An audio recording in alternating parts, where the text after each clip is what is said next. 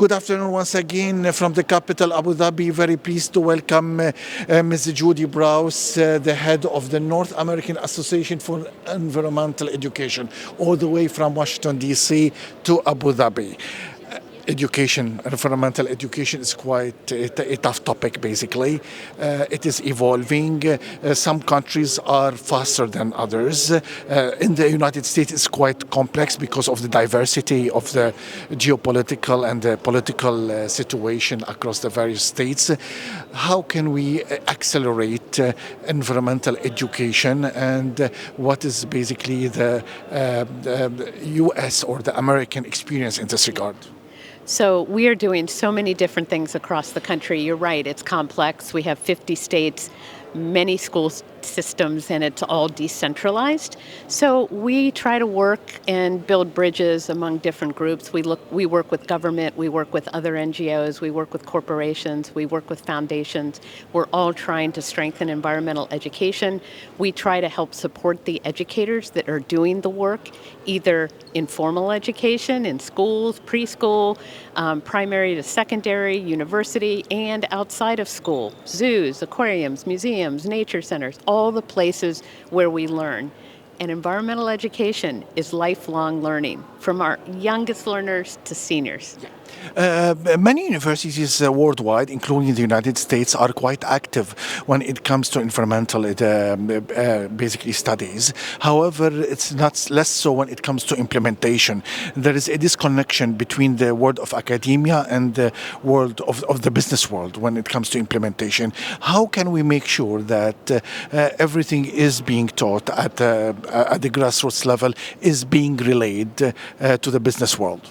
So we need to make sure that environmental education is integrated into all learning and all courses, including business schools.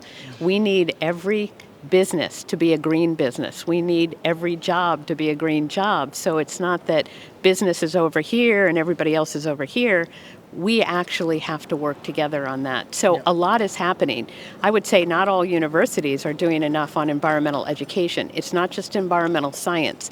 It's interdisciplinary education, trying to figure out how do we address the triple planetary crisis. Yeah, it's exactly like healthcare, for example. There are some very good CEOs in the healthcare industries that are not physicians, all right? And this is exactly, many people, when it comes to environmental health, especially the world of scientists, push hard that you need to listen to us. But also, again, there's a disconnection with the business, sector.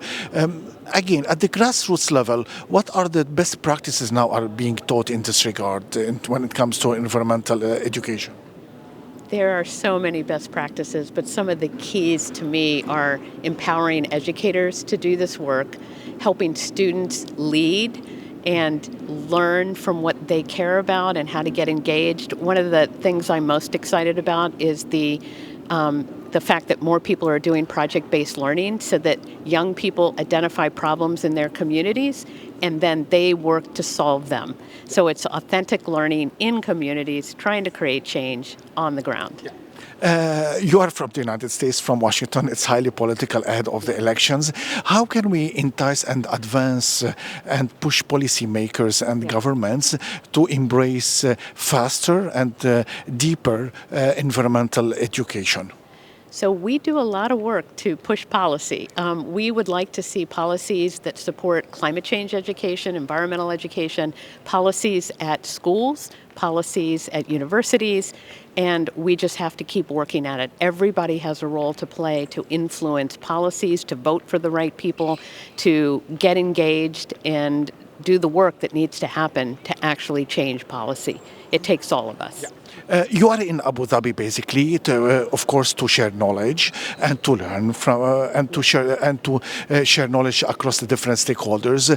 What are the best, basically, points that you can bring from the United States, and what are the best points that you have learned from this part of the world? Well, I will say that this part of the world is amazing. People have been wonderful. The organization of this conference has been fantastic. Abu Dhabi is wonderful. So I will be taking back all kinds of learnings and lessons back to my country and to my organizations. We work around the globe, so we are connected to a lot of people here, and we will continue to do that work together.